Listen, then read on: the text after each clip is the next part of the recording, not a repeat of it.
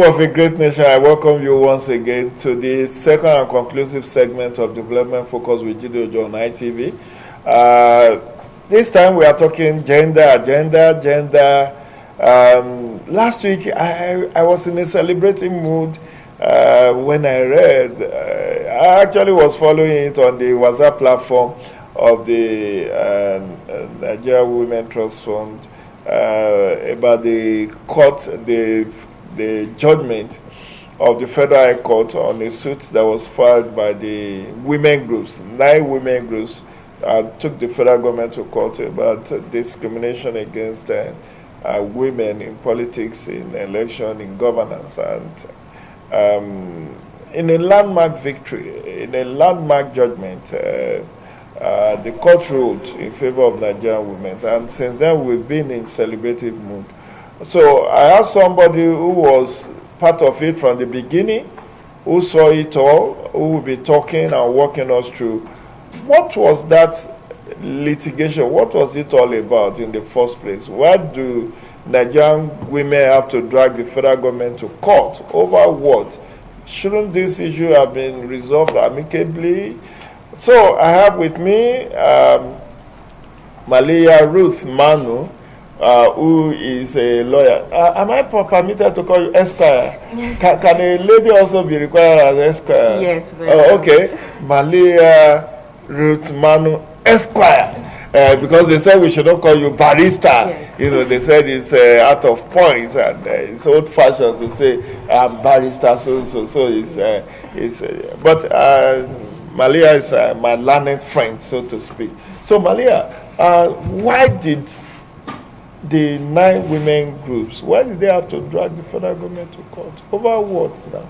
Yes, well, the whole matter started in 2019 when the President Muhammadu Buhari won the election. Prior to winning the election, during his campaign, he had promised repeatedly that he was going to ensure that the 35% affirmative action is implemented in his government. But when he was elected, after appointing his cabinet and ministers, we found out that there were just 7 women that were appointed as ministers.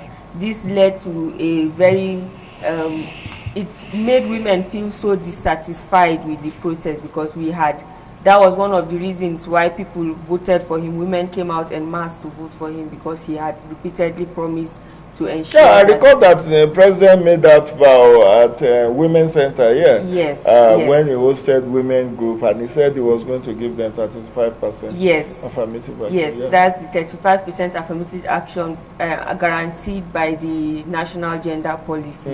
But unfortunately, we did not get even up to 20%. He just gave us 7 women. So that led to... I even thought there are 6. So they are up to 7? Yes, there are 7 women. Okay, 7 ministers. Yes. And many of them are minister of state anyway. Yes, they are not really the ones in charge. Minister of State for FCT, Minister of State for Transportation, Minister of State for Environment, I think. Yes. Which other one? It's only Minister of Finance, Minister of Humanitarian Affairs, Minister of Women Affairs. Those are the substantive ones. Yes. So that led to Nigerian Women Trust Fund, alongside the 8 partners, Ward C, 100 Women Lobby Group, VSI, CDD West Africa, Yaga Africa, and a few others, that instituted the suit against the federal government to ensure in our suit we had 6 reliefs that we wanted the court to grant us, and we thank God all of those reliefs were granted. All the 5? Yes, wow. All of them were granted. So what are the reliefs you sought? What were your prayers? Our first relief was for the court to declare that the appointments or the violation of the first defendant, that's the president, to affirm this 35%, to give this 35% affirmative action, was a violation of the National Gender Policy. The second was that it was a violation of the Constitution of the Federal Republic of Nigeria, and that the predominant a declaration that the predominant appointment of male gender into appointive positions as opposed to women also of female gender was also a violation of the rights of women in the of Nigeria, and also an injunction restraining him from further making those appointments in violation of the rights of women. Okay, so is this all about President Buhari? Because he will be leaving power in 2023. So will this judgment be binding on successive presidents and governors and local government chapters? Yes, it will be, because it's a judgment of the Federal High Court. So it's binding on the on federal government and all state governments. So even though this government will soon be finishing its tenure, they still would have appointments to make for ministries and board members in commissions and agencies. So these are also ways they can still make sure that they include women in these appointments. And it's also binding on successive governments also. So even if this government's tenure is over, the incoming government will also be bound by it to ensure that they at least give women at least 35% of their appointments. As the Attorney General or whoever represented the federal government, have they shown interest to go on appeal? Did they say they are going on appeal? No, we've not had anything from them concerning an appeal. But even if they go on an appeal, I'm sure the Court of Appeal and the Supreme Court will also be willing to ensure that the rights of women are protected against discrimination. Is it because we have a female head of Court of Appeal? It doesn't have to do anything with whether it's the judge that gave the judgment in the Federal High Court was a man. And what's the name of the judge now? The judge is Justice D.U. Okorowo of Court 7, Federal High Court. And he gave the judgment in support of women because he could see that truly the rights of women have been infringed upon and discrimination had been ongoing. I really don't understand why our government are discriminating against women. I can't fathom, I can't understand it. They have wives, they have mothers, they have daughters, and they just don't want women to be part of governance and politics. You know, Nigeria is a very patriarchal society that we run here, where men have always had the run of things culturally and even by the reason of religion. And so it's going to be, it has been a slow walk towards including women into governance. But we are sure that with times and with decisions like this, change is very, very near. Imminent. Yeah. So we are breaking the bias now. We are breaking the bias. Interesting. Interesting. So let's come to, yes, last month we broke the bias. We had this judgment was last week, so it was in the month of April. Oh, I wish it had been in March, but it was a whole month of celebration. Breaking the bias. You are from the north. You are also a Christian. So invariably you are a minority. Yes. And a woman. What do you have any practical experience of bias against your person, or against your community, or against women in your area of? Yes, of course. Repeatedly, we've even not specifically to me, since I schooled in Ahmadu Bello University. Okay. But there was a time when I applied for the state government scholarship, and I was told I wasn't from Kebbi State because of my name, because I was a Christian, and also probably because I had not stayed in Kebbi State. Okay. So these are areas where bias has come in. And there are also people who have experienced it, even maybe on a more larger trajectory than I have.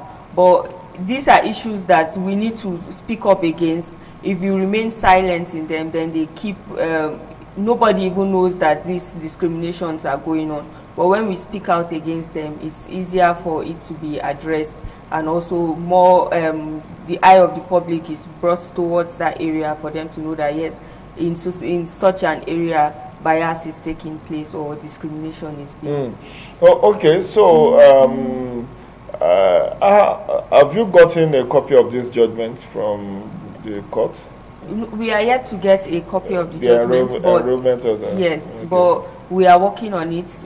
Hopefully, before the end of this week, we'll get it. Because you need to serve it on them, so that in the event the people will be resigning now to go and contest election. So let them start, even if it's for the remaining 1 year. Yes. Let Baba put women Yes. in his cabinet. Yes. Because I know in the couple of weeks or even before the end of this week, since many of them are declaring their ambition and Section 84 subsection 12, if it has to apply, many of them will have to resign. Yes. To go and pursue their their politicking. So at least if you serve that on the president and on the governors, they will know that, oh, there is a court decision they need to respect. So I think you need to expect that action on that. Yes. So congratulations, a very big congratulations to the Nigeria. I was so excited. I was sharing on all my social media handle, oh, we've made history, we've broken the ceiling. And I said to myself, I must have somebody coming to talk about this on the show. Because this is big. Yes. This is actually breaking the glass ceiling Yes. for Nigerian women. It's the first time you will be having this kind of judgment. To the best of my memory, Yes. I never believed that this has. Malia, there is a pending issue in the National Assembly. Yes. How far with that one? You people have mounted barricades at the National Assembly Yes. gate to say that gender bills, these 5 gender bills that you people voted down or rejected, you have to reconsider it. Yes. And the House of Reps has said, okay, we'll reconsider 3 out of the 5. But the Senate hasn't said anything. So what is the update on that? Yeah, the Senate has passed on 2 of those bills. That's on constitution and indigenship. But they refuse to pass the remaining 3. The National Assembly, the House of Reps now are going to address 3 of those issues. That's the national constitution, indigenship, and the 35% affirmative action. With this court judgment now, we are hoping if they pass it, then the Senate can also include the 35% affirmative action. Okay, that will strengthen their Yes. hand to say, okay, since there is a court decision on this 35%, Yes. let's also pass it and legitimize it through Yes. a act of parliament or a constitutional alteration. Yeah, it will be preferable if it's in the constitution, so that women can have a very solid backing towards ensuring that this 35% affirmative action, the constitutional indigenship, and the rights in the constitution are protected by the constitution. And in truth, I've always in my writing, I've cited the example of Section 78, I guess, Section 78 of the Ugandan Constitution. And if you read that, I was privileged to have observed the election in Uganda, and it was very striking to me that in the Ugandan Constitution, Section 78, they actually have affirmative action. That for all the districts, and there are 120 districts, there must be a female representation from each of those districts. And that for the reserved positions, and they have 10 reserved positions for members of the armed forces. So out of those 10, 2 have to be reserved for women. There are 5 reserved seats for youth. Out of those 5, 1 must be a woman. There are 5 reserved seats for persons with disability. Out of those 5, 1 must be a woman. There are 5 reserved seats for labor unions, the workers' union. Out of those 5, 1 must be a woman. That is mainstreaming gender into governance, into elections. And I think we should take a cue. People look at Yoweri Museveni as, oh, he's a Tita, he's a dictator, he's a seat-tight leader.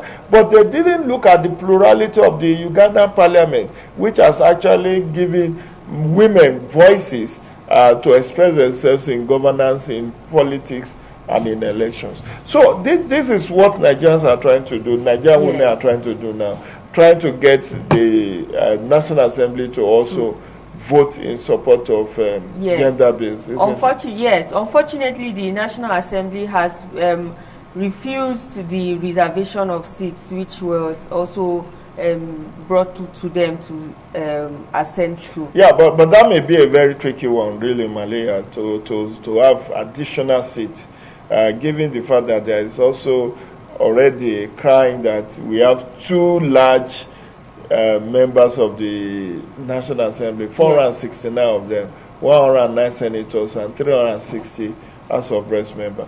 Maybe the advocacy should have been that from the existing one, they should give. That was actually the advocacy initially, but the National Assembly was unwilling to leave any of their seats for women, and so that was why they brought up that situation of additional seats, so they don't have to let go of any of their seats.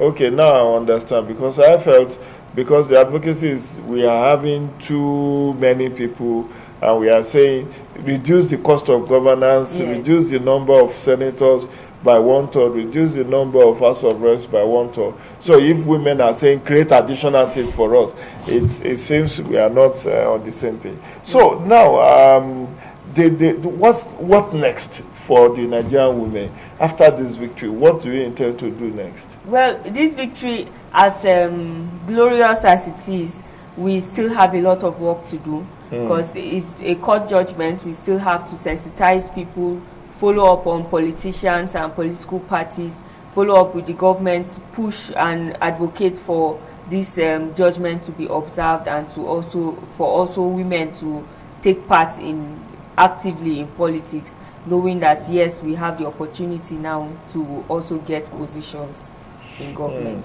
That's very interesting. And now we are actually in the political season. Yes. So what are the gender women groups? What are the 100 women groups, the CDD West Africa, the Yaga Africa, Nigeria Women Trust Fund, and all your other partners, women in politics? Yes. I think they are also there. Yes, they are also very effective group. Yes. Women in politics in Nigeria.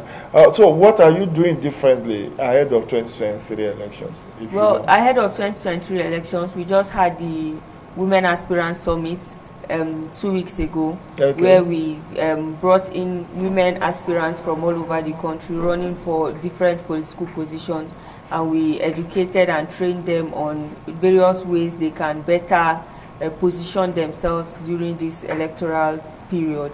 We also will continue in our advocacy individually and as partners to ensure that women know that yes, they can run for positions, yes, they have the capacity and they have the mindset and the will to also ensure that they come out for these positions, because if you don't come out, there's no way you can get those positions. So we would also be advocating and sensitizing women strongly to ensure that we have more women coming out in political positions, and also that are able to run for offices.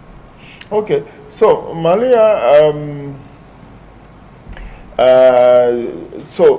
the issue with Nigerian women from time immemorial has been issues around the lack of resources. So when you do this sensitization, you hold this summit, and they are telling you we need money, we need good money to run for political offices. How much support can your group, the Nigeria Women Trust Fund, and other women groups, how much support can you offer them in terms of financial or resource mobilization support? Yeah, well, Nigerian Women Trust Fund does not give funds for running for office, but we can train you on how to source for funds. Okay. Yes, and everybody needs to source. So nobody runs for a political position on their own money. You have to be able to gather or raise funds from other people who are in support or who have the same ideology with you. So even during the Women Aspirant Summit, we trained women on, that was a specific training we had on raising funds to run for political offices. So these are ways in which we help in aiding women to run or raise funds for office. Okay, so now how large was that group? How many women were in attendance? Okay, we had about 170 plus women that were aspirants. Yes. Oh, okay, that's a very good showing. Yes. So, again, how do you get funding for your activities as Women Trust Fund? Do you have any fund domiciled where you, even though you don't give women aspirants money, how do you raise funds for your own activities? Well, we have donors. The court case that was instituted, we were sponsored by Osiwa, and we have other donors who also support our initiatives and our objectives. Yes, that's good. So women have arrived now. Okay, this I'm reminded. I don't know whether it's true, but I read a text from the newly elected women leader of APC to say that the leadership of APC have decided to give free nomination forms and expression of interest to Nigerian women. Is that true? Well, I'm not so sure about that, but if they have, it's a welcome idea, it's a welcome initiative. We hope that it's something that is open on all fronts, because sometimes you hear they are giving free nomination fees, but then you still end up paying a large sum in another way. So the women are not able to pay that, so they can't pick up the free nomination forms. So we hope that it's genuine and that women can benefit from it. It's a welcome idea. Maybe you need to do a follow-up on that. I saw it and I shared it on my wall, on my Facebook wall, that I think it's Dr. Betta Edu, who is a new women Nigeria women leader of All Progressive Congress, who said the leadership has decided to give free nomination forms. But my own take is, I've also attended workshops where women say, look, we don't need all these your freebies. You give us free nomination form, or you ask us to pay 50%, or you just ask us to pay for expression of interest. But you use it against us, you weaponize it, and say, after all, how do you want me? So when they ask you to step down because of consensus for a man, and you say, no, I can't step down. They say, how much did you pay for nomination for? That you said you are not stepping. This man paid 5 million. And we are saying step down for him. You said you won't step down. But you got free nomination. So how do you also checkmate this issue of weaponization of this so-called initiative? Because I know for many years, I'm a gender champion. For many years, it's that, okay, make nomination free form free for women, or give them a heavy discount, and they are doing it. But on the other side, they are also now weaponizing those things to stop the women from getting the ticket, because they will now say you didn't pay anything, or you paid 50%, or you only paid for nomination form. Why do you think we should give you the ticket of the party when this man paid heavy huge sums of money to get his own nomination form? So what is Nigerian Women Trust Fund and other women groups, what are you doing along this issue of advocacy around this issue? I think it's an issue of understanding that you are not just giving those incentives just to ensure that, okay, we can say women were given nomination form, but that women are a part of the democratic the democracy, and we cannot run a developed nation where a huge percent of women or a huge percent of the population are not included in decision making. If we have this understanding on the political scene, they would not use that as a reason to say women, you have to step down for a man because he bought the form. But you see that we are just making it more easier for women to be able to be on that decision making table, so that they can make decisions that would affect women positively and that can help in the development of the nation. So all we are doing as CSOs or and other women group is to make sure we educate these people so that they have better understanding of the reasons why we need women to run for these positions or to be in these decision-making positions. I want to thank you very much, Malaya Ruth Manu, for coming on the show and walking us through and explaining this. I am so excited and super excited on that victory, and I pray that this victory shall be permanent and that it will open doors to many more Nigerian women participation in politics and subsequently in governance. Thank you very much, Manu, for coming. Thank you very much. I wish you happy Easter in advance. Stay safe and stay blessed. Regards to the ED or CEO of Nigeria Women Transport for us. So that will be the size of our package today on Development Focus with Jide Ojo on ITV. If you have enjoyed this show, please stay tuned. Next Thursday is another time for us to come back with a fresh edition. Have a happy Easter celebration, but please celebrate modestly, because too much of everything is bad. Have a great day.